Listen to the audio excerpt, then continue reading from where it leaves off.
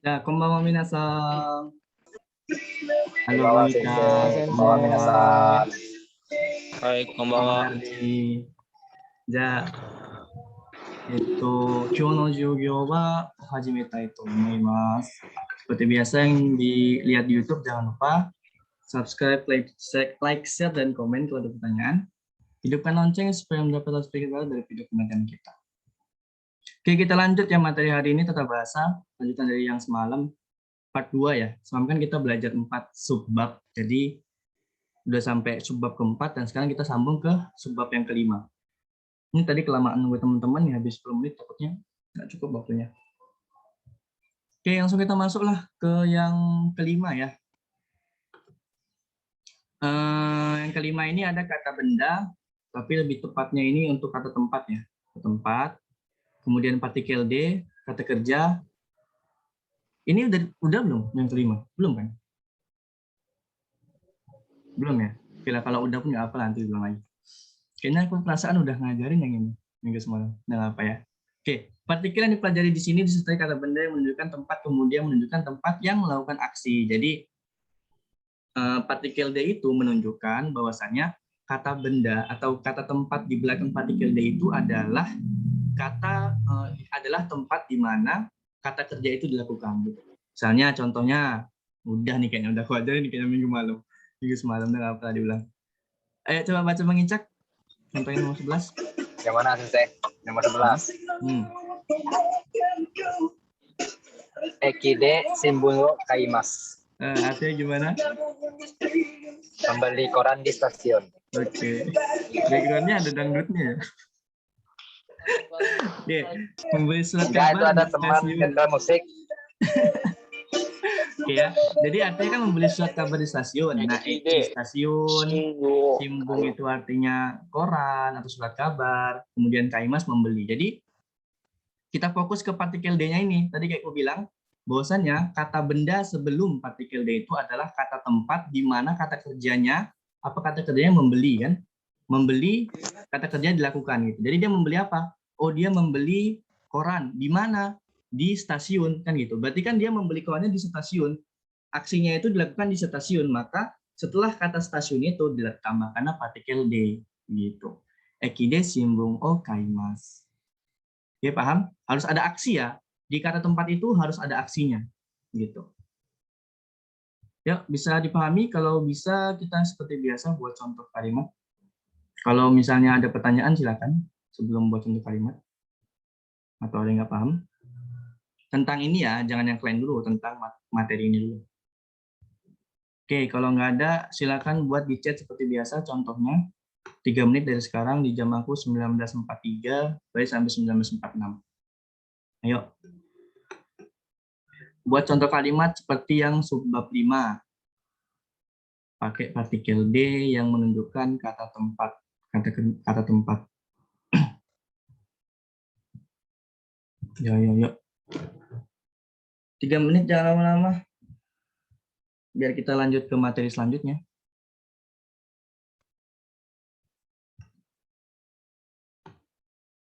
Apa tuh Bang Cak? Jimusho? Oh, jimusho. Jimusho de nemashita. Oke. Gakko de benkyou shimasu. Nah, betul ya. Jadi yang simpel-simpel aja ya. Kalau bisa, ya mau panjang juga nggak apa-apa. Tapi kan kalau bisa fokuskan itu di D-nya itu. Jangan pula panjang, tahu-tahu yang di D-nya malah salah. Mending singkat tapi paham betul gimana penggunaan partikel D-nya. Yuk, ada yang lain? Ada 2 menit lagi nih kalau mau buat kalimat. Nanti kalau salah dibenerin bareng-bareng. Nggak usah takut salah. Justru malah kalau ada yang salah kan dibenerin, jadi bisa ingat lagi, oh ini yang salah, oh ini yang salah. Lebih, lebih kuat gitu. Mise de kohi o kaimasu. Nah, jadi itu betul, cuman kosakatanya salah ya, Bang. Mise-nya itu dia kanjinya salah. Kalau misalnya pun mau pakai salah kanji. Oh, ini ya. Basing. Jadi betul tahu ya keyboardnya kanji mise hilang. Iya, tahu. Cuma mise. Oh, ini betul. Dilanjut Bang Alim, Uchide kabang o agemasu. Uchide kabang o agemasu. Kayaknya bisa juga sih. Kayak Nihon de anime o mite imasu. Ngapain jauh-jauh ke Jepang nonton anime? Di Indonesia bisa Bang Adri. Orang Indonesia paling ngebajak dah. Di Indonesia aja nontonnya. Join deh, Nemasta. Oke, Hashide Watarimasu. Hashide Watarimasu. Hashide Watarimasu. Hashide Watarimasu kayaknya lebih pakai O deh. Lebih pakai O deh. Melewati jembatan. Misedo, oke. Oke ya. Ada lagi? Ada 1 menit lagi nih. Itu Hashide Watarimasu bisa nggak? Ada yang tahu nggak? Kayaknya kalau menurut aku sih Hashide Watarimasu. Hashide Watarimasu. Untuk menyeberangi jembatan kan? Hashide Watarimasu. Menyeberang dengan jembatan gitu ya maksudnya. Kalau dengan jadi artinya yang kemarin, yang alat sarana bukan yang ini. Tapi kalau tempat kayaknya enggak sih. Kurang tepat sih kayaknya. Kayaknya kurang sih, agak aneh. Oke, udah ya. Oke lah, kita sambung ke materi selanjutnya yang ke-6. Nah, ini tadi yang ditanya sama siapa tadi? Bang Alim ya? Bang Alim ya tadi ya? Shimasenka ini. Iya, Sensei. Kata kerja Shimasenka, ekspresi untuk mengajak lawan bicara. Allah. Ekspresi untuk mengajak lawan bicara. Bisa di-mute dulu Bang Yaumul, biar teman-teman nggak terganggu. Nanti kalau ada pertanyaan baru dibuka. Bukan, maksudnya speakernya, bukan videonya. Oke.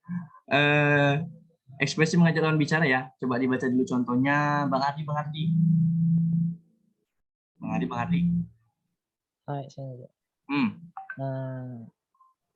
さ一緒に 京都へ行きません。 Oke, ada ulang. 行きますか？行きますか？ Ikimasen. 行きませんか？いいですね。 Oke, begitu ya. Jadi artinya bagaimana kita pergi ke Kyoto bersama-sama gitu ya. Terus dia jawab, ya bagus ya gitu. Nah, jadi Masenka ini ekspresi untuk mengajak lawan bicara. Nanti di bawah ada juga Masyo, cuma nanti ada penjelasannya di bawah. Jadi kita fokus ke ini dulu. Masenka itu mengajak gitu ya, mengajak lawan bicara. Contoh, Issho ni Kyoto ikimasenka. Jadi K-nya itu kalau bisa kayak ngajak gitu. Mau ke Kyoto enggak? Gitu. Sama ikimasenka, bagaimana kalau kita pergi ke Kyoto bersama gitu. Dia kayak ngajak gitu. Nah, terus temannya bilang, ii desu ne. Ya, bagus ya. Berarti kan dia mau tuh. Nah, gitu. Kayaknya harus aku ini aja deh. Payah soalnya. Jadi, kita lanjut aja dulu ke yang ke-7 ya. Nanti contohnya itu bebas mau pakai Masenka atau Masyo. Ya. Oke lah. Berarti Masenka ini paham? Ada nggak mau ditanya? 質問がある。 Apa tuh? いいですか？ yang ini kan pakai apa Kyoto e. Kalau yang tadi pakai apa Eki-de. Padahal sama-sama tempat. Kalau misalnya itu sudah kita pelajari di bab sebelumnya, bahwasanya partikel itu menunjukkan arah tujuan ya. Misalnya Kyoto ikimasu. Kyoto ikimasu artinya pergi ke. Jadi partikel itu menunjukkan artinya kalau bahasa Indonesia mungkin lebih enak ke lah gitu. Pergi ke Kyoto. Kalau dia tadi kan artinya kayak di gitu. Misalnya beli surat kabar di stasiun. Nah, kalau di sini itu menunjukkan tujuannya, sedangkan D tadi itu menunjukkan tempat aksinya. Ini beda kan? Oke, kalau misalnya mau lihat video-video sebelumnya di YouTube kita ada ya. Kita ada YouTube-nya. Jadi yang ini kita belajar ini direkam terus aku upload di YouTube kita. Oke. Jadi begitu ya. Oke, kalau nggak ada pertanyaan lain, kita lanjut ke nomor 7 dulu lah. Ekspresi untuk mengusulkan secara aktif dan mengajak. Jadi ngusul dan ngajak gitu sekaligus ya. Dipakai untuk menanggapi usulan atau ajakan secara aktif juga. Oke, contohnya nomor 1 dulu langsung. Bang Alim. Untuk yang pertama gimana? Hai, Sensei. Kyoto yasumimasu. Kyoto yasumimasu. Oke, Kyoto yasumimasu. Artinya gimana tuh? Mari istirahat sebentar. Oke, mari istirahat sebentar. Nomor 14 Bang Saibudi, ada Bang Saibudi? Hadir Sensei, hadir. Sensei. Coba Bang baca Bang nomor 4. Yang 14 ini contohnya. Ichioni Mm-mm. Ichioni Iru. Irogohan Mm-mm. Oh. Irogohan wo Mm-mm. tabemasen ka? Oke, terus dia jawab gimana? Bagaimana kita Oh, Bawahnya ada lagi tuh. Hmm. Tabimasyo. Oke. Artinya gimana? Bagaimana kita makan siang bersama-sama? Ya, ayo kita makan. Nah, gitu ya. Jadi, nah kalau ini kan bisa juga tadi katanya kan mengajak ataupun mana tadi nggak nampak. Menanggapi ya, dipakai untuk menanggapi usulan kan begitu. Jadi ya ada temannya juga tuh si Masenka tadi yang kita pelajarin kan. Ishoni hidup kamu tapi Masenka, tapi masyo gitu kan. Mau nggak itu? Bisa di mute dulu tuh yang saya masih hidup. Biar aku enak jelasin. Oke. Jadi kan katanya tuh kalau kita makan bareng di luar gimana? Itulah bahasa enaknya. Kalau ini kan bahasa formal gitu ya. Bagaimana kita makan siang agak payah ya. Tapi kalau ngartikan aja gitu lah. Kayak mana nih kalau kita makan di luar bareng gitu. Ayo makan yuk gitu. Jadi kayak kalau Masenka tuh dia ngajak dulu. Nah kalau Masyo tuh dia menanggapi bisa, ngajak juga bisa gitu. Nah ini ada penjelasan di bawah. Kata kerja Masenka dan kata kerja Masyo keduanya adalah ekspresi untuk mengajak lawan bicara, tetapi kata kerja Masenka lebih ditunjukkan perasaan untuk menghormati keinginan lawan bicara. Jadi kayak dia mau nggak ya gitu. Kita masih ragu tuh, dia mau nggak ya kalau aku ajak. Jadi pakai Masenka. Kesannya lebih sopan dan menghargai keinginan lawan bicara gitu. Ya kalau misalnya teman-teman gitu ya, teman-teman yang udah sering jalan gitu, langsung aja pakai masyo gitu. Mau ikimashou yo gitu atau gimana ya. Oke. Gimana paham perbedaan Masenka dan Masyo? Sebenarnya sama-sama ngajak, cuman Masenka tuh lebih kayak menghormati keinginan lawan bicara, gitulah yang kayak disebutin. Gimana? Ada pertanyaan tentang Masenka dan Masyo? Udah paham. Paham ya? Oke, kalau udah paham coba deh buat contohnya di chat. Di sini di tempat aku 1953 berarti sampai 1955 ya. Buat contohnya yuk. Nanti kalau salah dibenerin. Kalau kurang tepat dibenerin. Kalau ada yang mau nanya silakan ya. Selagi ini buat contoh yang mau nanya silakan. Nanti kalau aku jelasin kalau bisa suaranya dimatikan dulu. Ini selagi kita buat contoh kan lagi kosong nih kan. Yang mau nanya silakan apa aja. Yang lain yang nggak ada pertanyaan bisa langsung, yang udah paham bisa langsung buat contoh. 2 biji ya, Mas. Angkat 2 buat. Yo, boleh pakai Masenka, boleh pakai Masyo, boleh pakai keduanya langsung juga boleh. Yo. Gimana contohnya? Aduh, nampak pula. Ayo. Mana nih kok belum ada yang keluar nih contoh. Ga o mitemasu.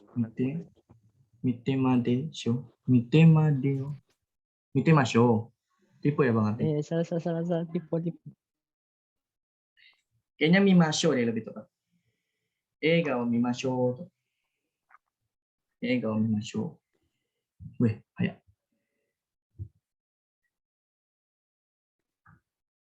Kairi masho. Singkat ya. Boleh juga sih.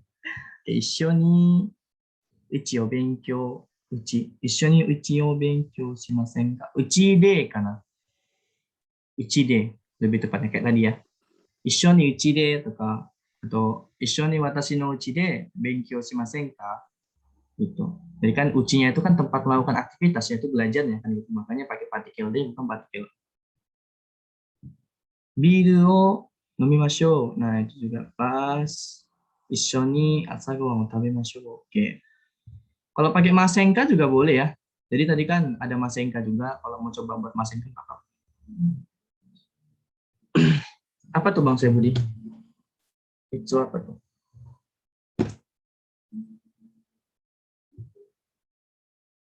Jidai? Bukan, ini kanji apa ini? Komou ya? Kan juga.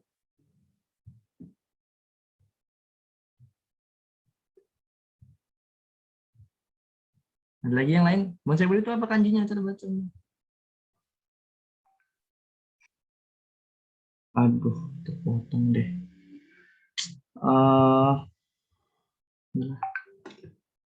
Gimana tadi? Ditelepon sama kakak. Jadi mati nih ya jamnya. Udah deh. Ada lagi pertanyaan? Bilang nggak nih chatnya? Enggak kok. Oke lah, kalau nggak ada kita lanjut ya ke soal selanjutnya.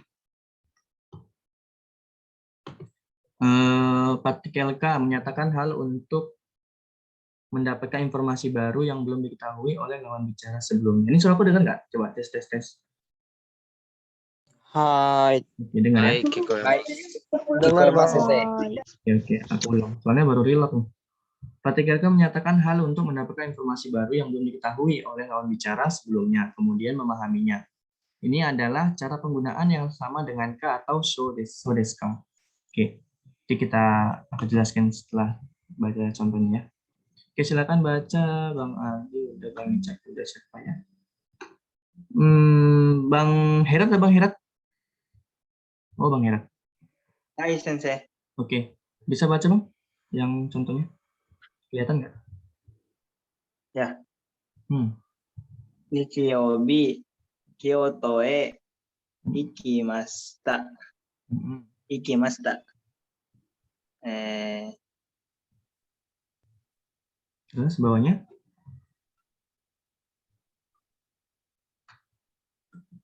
Bawahnya gimana? Kyoto. Kyoto de desu ka? I desu ne. Oke, gitu ya.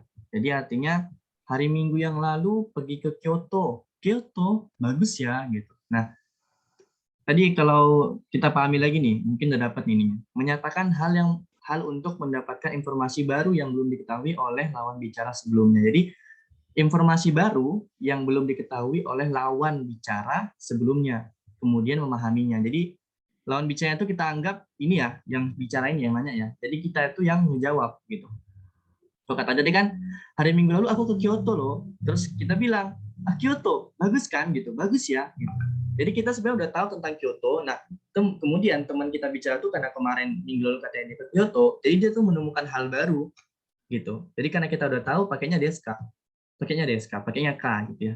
Kyoto desu ka? Ii desu ne gitu. Karena kita udah tahu tuh bahwasanya Kyoto tuh bagus gitu. Jadi kita pakai gini ekspresinya. Gitu. Jadi desu ka di sini bukan menanyakan ya, tapi kayak apa ya bahasanya, mengekspresikan diri lah gitu. Bahwasanya kita udah tahu.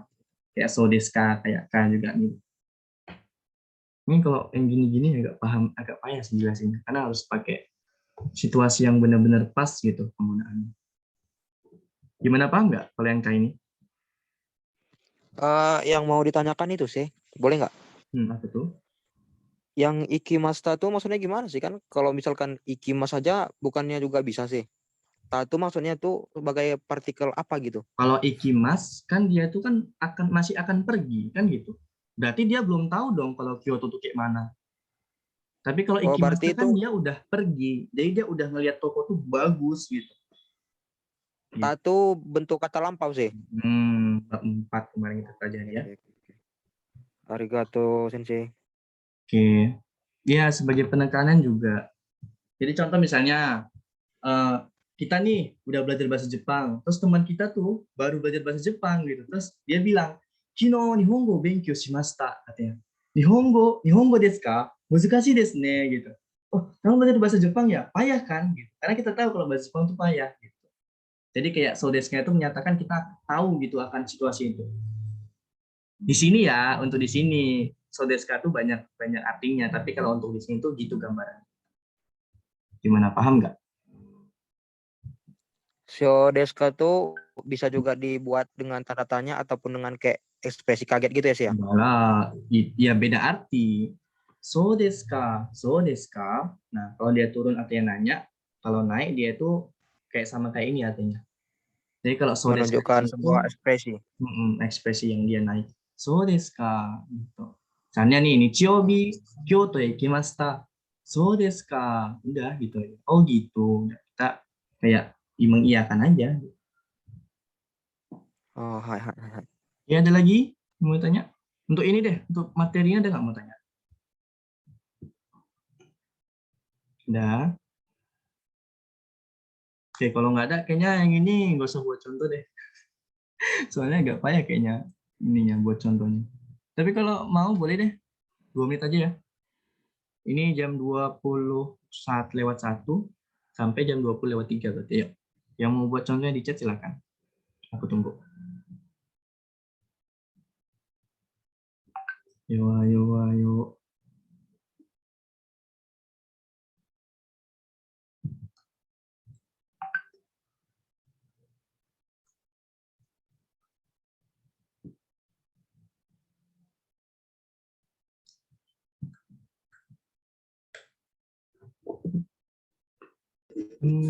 Yang mau nanya silakan. Lagi yang teman-teman masih buat contohnya. Apa ada yang tanya?